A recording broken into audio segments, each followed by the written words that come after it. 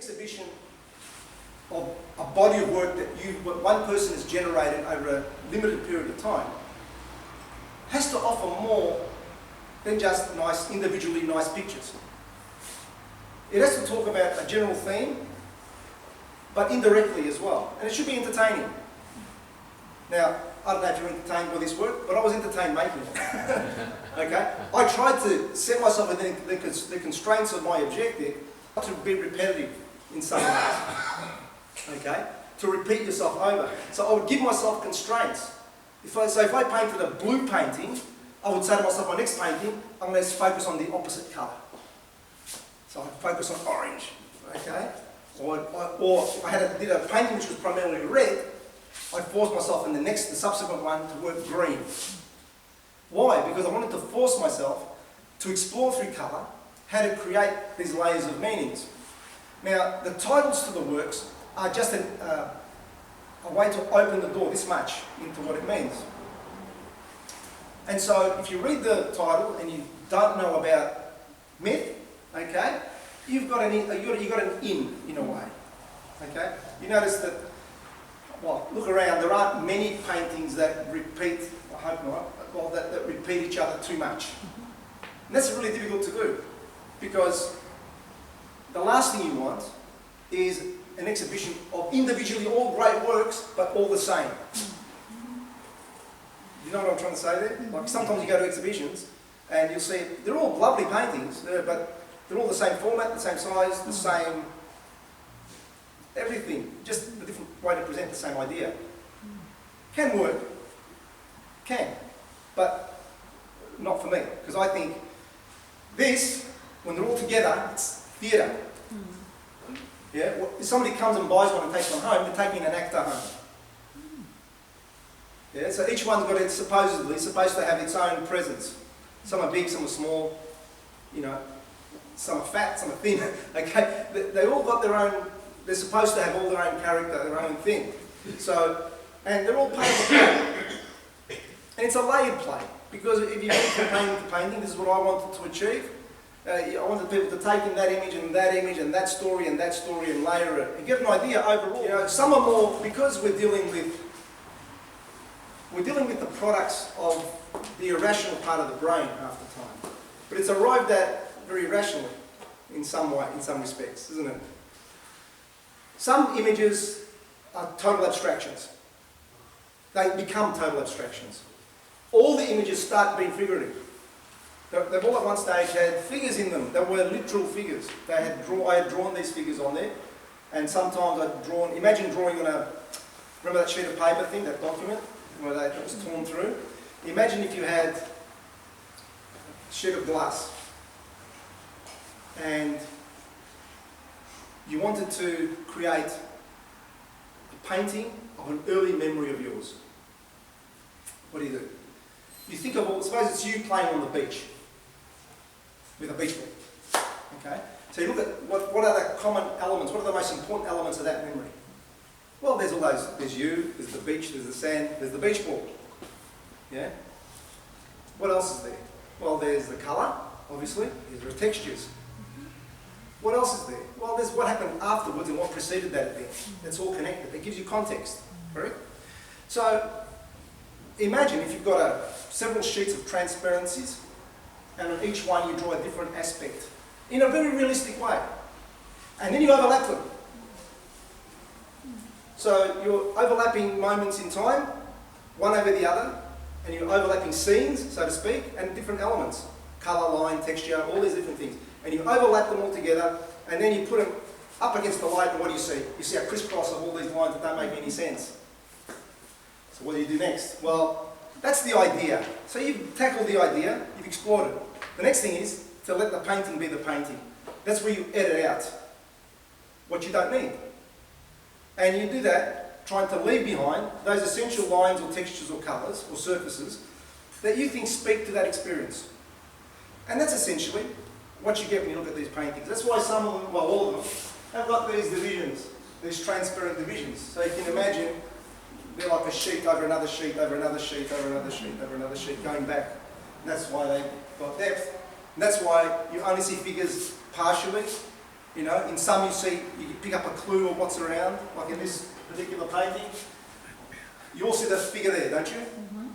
Okay, you see the female figure there? You see the male figure there? You see the male figure there? Okay. You see the male figure there? You see the male figure there? You can't help seeing the male figure there, yeah? It's there. Alright? You get samples, you know. This painting is called Walled Garden. Walled Garden, Age of Innocence. It's not about any specific myth, although it is, but the title doesn't indicate that. Well, what's a walled garden? What's the word for walled garden? Persian. It's Persian in origin. It's paradise. Paradise is the original word, which means walled garden or enclosed garden. That's where Adam and Eve lived. That was an age of innocence. Golden age. Yeah? And this is obviously, if this is Adam and Eve, it's obviously before the fall, because they're having a good time.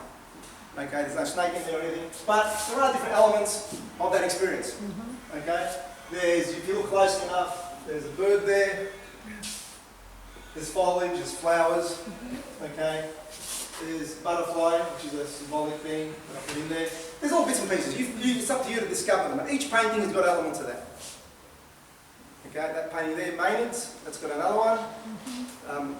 A lot of these paintings were inspired by the Orphic mysteries and the cult of Dionysus. Everybody know who Dionysus was in Greek mythology? For those who don't know, Dionysus was who the Romans called Bacchus. And Bacchus was the god of intoxication and wine. Okay, and what's that? It's the irrational. Because the Maenads would get drunk, intoxicated. They were like the female followers of Dionysus. And when they were high, let's say on alcoholic or drugs, right? Because they would also take drugs, they would take off through the countryside and run around naked and do all strange things, right? Okay, which are irrational. Which is interesting because you think of ancient Greek culture, what do you think of? You think of Plato, you think of Aristotle, you think of the whole birth of philosophy and rational thought, and yet, amongst the most rational of ancient cultures, you had this stream of irrationality that feeds into it, which only goes to show that we are actually conflicted creatures in a way, psychologically, because we have both rational and irrational, and they fight each other like this all the time. Does that make sense? And that's us. That's where we get our anxiety from. That's where we get all our neuroses from. That clash of your reason and your other part, yeah? Your irrational part. Okay? So paintings are that. And I think all artists produce work in ways that people who don't make stuff can't really understand, because it's that own individual, that own individual's irrationality that motivates that creation. You know, I think of Salvador Dali. You know, he was delving in that too. He was a great influence of mine, because I love Salvador Dali. I love his interviews especially. I don't know if you've been online and you actually see Salvador Dali being interviewed. It's amazing. You should actually go and do that. Go and look at Salvador Dali and actually listen to what he says. He comes across as a bit of a charlatan and all the rest, and a bit of an entertainer, but it's very deep what he's saying. You know, he's on about the dreams and all this sort of stuff, and Freud, and it's all about the rational and irrational mind, and how we give context and meaning to these things which come up in our experience. Okay, so essentially that was the birth of the show, and that's how I proceeded with it. Now the works that are up at the moment, I had my last exhibition in March 2023, and about 2 weeks, there's one painting which was the first painting of this show that was created at the end of that show. It was originally intended to be part of that show, but I included it in this show, and that's this yellow painting. This was created at the end of the last show. It wasn't included in the main body of that exhibition, but it was the seed, let's say, to this show. This is Apollo, and you can make your own inference why I'd call it Apollo if you read into it and look at it long enough. But that's the whole. That was the end. So the last thing I'll say about the way I work is I try to give myself an indication of where I'm going next with the last piece of work that I do, the last significant piece, and that was the last significant piece that I did for my last show. And so I don't know where I'm going next because I finished this body of work. I'm not finished this exploring experience, and it's very hard to break away straight away from this format because there's still more for me to explore in this, but I'll try to take it in a different way. Now, if you've had a look at my catalogue, my printed catalogue, have a look through it, you can see the evolution of the idea going through. And these are a lot more abstracted than what I started with in 2021. And I thought that was probably had to go that way eventually because I was pushed to explore colour more.